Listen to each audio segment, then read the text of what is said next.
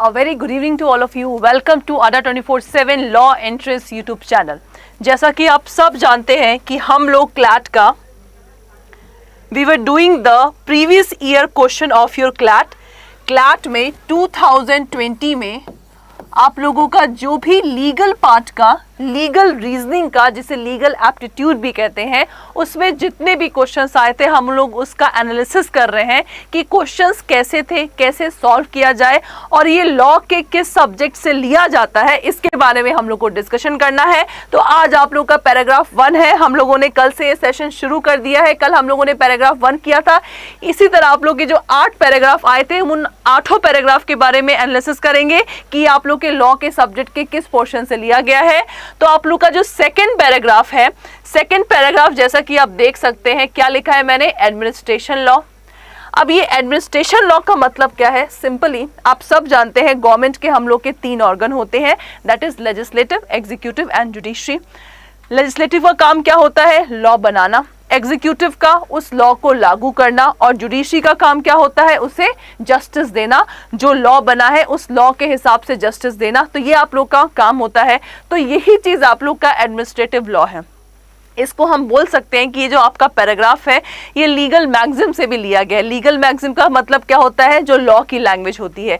तो ये जो पैराग्राफ है, ये जो मैंने रेड से हाईलाइट किया है, ये जस्ट मैंने आप लोग को समझाने के लिए हाईलाइट किया है कि ये जो पैराग्राफ है आप लोग का बेसिकली डिपेंड है, बेसिकली बता रहा है प्रिंसिपल ऑफ नेचुरल जस्टिस के बारे में। अब नेचुरल का मतलब क्या होता है? नेचुरल का मतलब भाई सिंपली आपके मॉम डैड है, वो नेचुरली रहते हैं। जैसे नहीं लड़कियां मान लीजिए मेकअप कर लेती तो क्या बोलते हैं, अरे ये तो उसका मेकअप किया हुआ चेहरा है। अगर लड़कियां विदाउट मेकअप रहे तो लड़की भाई ये देखो नेचुरल इसका फेस ऐसा है, ठीक है। तो ये होता है नेचुरल का मतलब। अब नेचुरल जस्टिस का मतलब क्या होता है? सिंपली नेचुरल जस्टिस मतलब जो नेचर से हम लोग का जस्टिस आता है, मतलब जिस जस्टिस को, जिस लॉ को बनाया नहीं गया है। एक सिंपल सा एग्जाम्पल, मान लीजिए रोहन और सोहन है। रोहन सोहन में क्या हो गया? लड़ाई हो गया, ठीक है।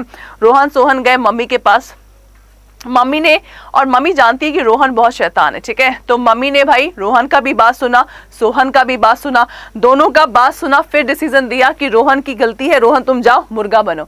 मतलब मम्मी ने क्या किया? एक नेचुरल जस्टिस दिया अपने बच्चों के लिए। तो ये क्या है? अब मम्मी को क्या किसी ने लॉ सिखाया है? The answer is no. तो सेम आप लोग का ये पैराग्राफ भी क्या है? ये भी यही चीज बोलता है, नेचुरल जस्टिस के बारे में बोलता है। और ये आप लोग का जो नेचुरल जस्टिस है डिराइव किससे किया गया है? ये वर्ड है जस्ट नेचुरल से, इससे आप लोग का ये वर्ड डिराइव किया गया है, ठीक है। उसके बाद आप लोग का जो जस्ट नेचुरल है that is closely related to the common law and the moral principle but it is not codified. मतलब जो नेचुरल जस्टिस है इसके जो लॉज हैं वो आप लोग के कोडिफाइड नहीं है। कोडिफाइड का मतलब क्या होता है? कोई भी लॉ का सब्जेक्ट आप लोग का एक सीक्वेंस में, मतलब एक सिस्टमैटिक वे में बना होता है, लेकिन आप लोग का जो नेचुरल जस्टिस है इसका कोई आप लोग का लॉ नहीं है। सिंपली कोई भी लॉ बनता है, कोई भी लॉ बनाता है इंडिया, चाहे स्टेट लॉ हो चाहे आप लोग का नेशनल लॉ हो, उसको नेचुरल जस्टिस को फॉलो करना पड़ता है। और इस पैराग्राफ में आप लोग के 3 प्रिंसिपल गिवन है। उन 3 प्रिंसिपल को हम कह सकते हैं कि अगर जो भी लॉ बनेगा नेचुरल जस्टिस के इस 3 प्रिंसिपल को फॉलो करेगा। अब देखते हैं कि ये 3 प्रिंसिपल क्या है। सिंपली आप लोग इस पैराग्राफ को ऐसे पढ़ सकते हैं। देखिए क्या गिवन है इसमें। नेक्स्ट आपका देखिए जो मैंने 3 रूल बोला ना, These are the 3 rules which is made। कौन कौन से 3 रूल है? सबसे पहला आप लोग का है हियरिंग रूल, सेकंड है बायस रूल और तीसरा है रीजन डिसीजन। हियरिंग रूल का मतलब क्या है? सिंपली भाई सुनने का मतलब, अगर रोहन सोहन मम्मी के पास गए हैं तो मान लीजिए रोहन शिकायत कर रहा है तो भाई सोहन को भी तो मौका मिलना चाहिए। तो जब कोई भी केस का पार्टी कोर्ट के पास आता है, अपना केस फाइल कराता है, तो अपोजिट पार्टी को भी मौका देना चाहिए अपना बात पुटअप करने का। ये होता है आप लोग का हियरिंग रूल, ठीक है। दूसरा क्या है? बायस रूल। हियरिंग रूल को मैं एक लीगल मैगजीन में लिख सकती हूँ, दैट इज ऑडी अल्ट्रम पार्टम। क्या बोला मैंने? ऑडी अल्ट्रम पार्टम, जो कि आप लोग का हियरिंग रूल का लीगल मैगजिम है, ठीक है। दूसरा क्या है? बायस रूल। बायस का मतलब क्या है? इलेक्शन होता है, तो इलेक्शन जब होगा तो सबको वोट देने दिया जाता है, तो वोटिंग का मतलब क्या है, जिसका नाम सबसे ज्यादा आएगा वो क्या होगा, वो हम लोग का नेक्स्ट मिनिस्टर होगा, ये होता है। अगर बायसनेस हुआ, मान लीजिए नाम मोदी का लिखा है लेकिन कोई और पार्टी के नेता को अपॉइंट कर दिया गया है एज अ मिनिस्टर, तो हम क्या बोलेंगे कि ये देखो भेदभाव हुआ है, ये बायसनेस हुआ है। तो हम लोग के नेचुरल जस्टिस क्या बोलता है कि बायसनेस आप लोग का नहीं होना चाहिए, ठीक है, दैट इज बेसिस रूल। और इसका सिंपली क्या है, लीगल मैक्सिम नेमो जुडिक्स कॉजा सुआ, नेमो जुडिक्स कॉजा सुआ, ये आप लोग का लीगल मैक्सिम है। तीसरा क्या है, रीजन डिसीजन, मतलब देखो जज का काम क्या है, जस्टिस देना। अगर मान लीजिए जज आप लोग का ऐसा है, जस्टिस दे रहा है लेकिन कोई रीजन नहीं बता रहा है, तो क्या ये जस्टिस माना जाएगा, इंसाफ माना जाएगा? बिल्कुल नहीं। तो अगर जज आप लोग का जस्टिस दे रहा है तो भाई इसके अंतर्गत क्या है, आप लोग का जज को रीजन देना पड़ेगा कि आप किस बेसिस पे डिसीजन को दे रहे हैं। मम्मी भी अगर रोहन सोहन में से रोहन को मुर्गा बना रही, तो मम्मी को भी बोलना पड़ेगा ना कि हाँ रोहन ने ये किया है, इसलिए मैंने इसको ये एडमिशन दिया, इसलिए मैंने इसको ये पनिशमेंट दिया है, ठीक है। तो ये आप लोग का जो पैराग्राफ है इन्हीं 3 लीगल मैक्सिम से बेस है, और ये तीनों लीगल मैक्सिम क्या है आप लोग का, तीनों प्रिंसिपल क्या है आप लोग के नेचुरल जस्टिस के पार्ट है, ठीक है।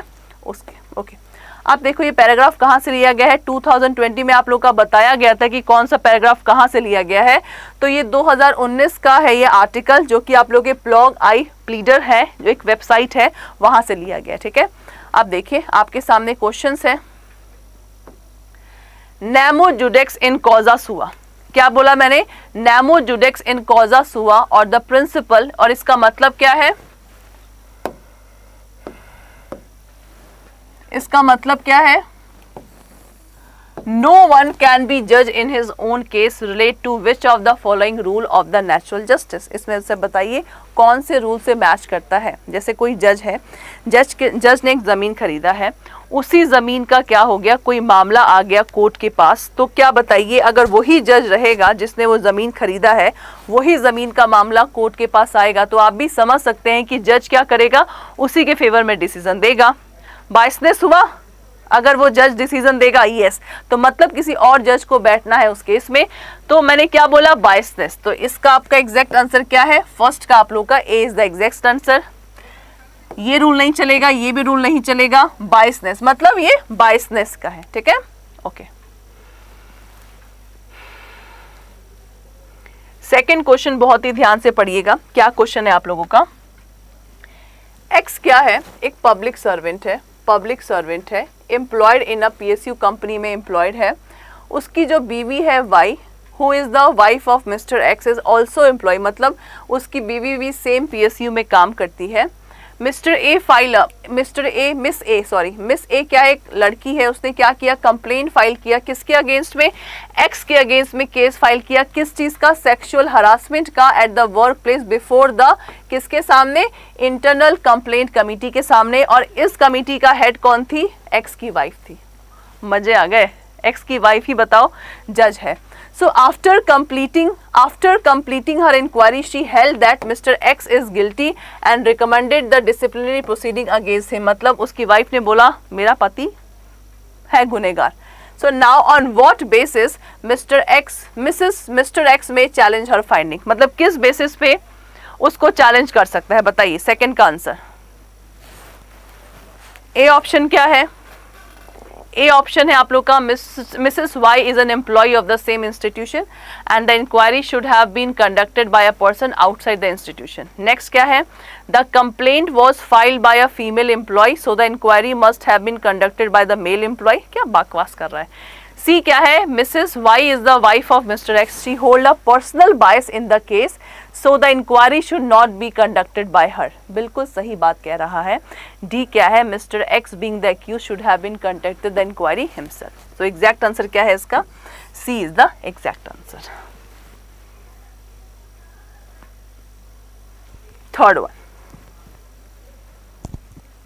थर्ड क्वेश्चन क्या है, as A is a judge, he is also the landlord of Mr. Y। मतलब क्या है इसमें, जो X A है, क्या है A आप लोग का,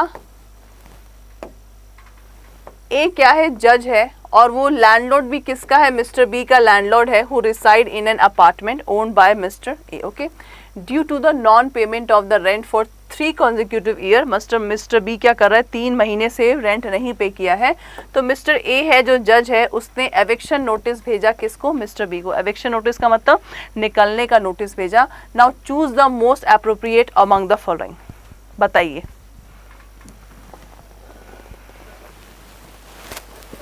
Which of the following is the correct one?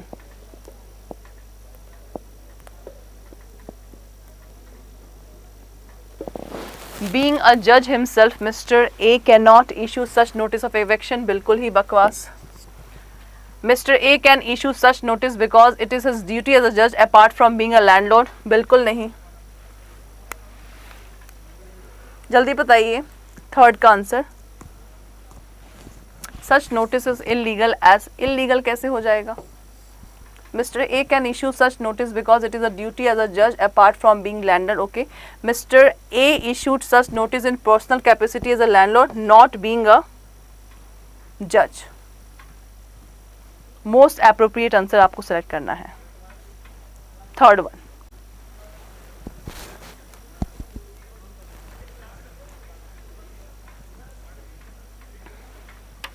So for the third one, D is the exact answer. Okay, D is the exact answer.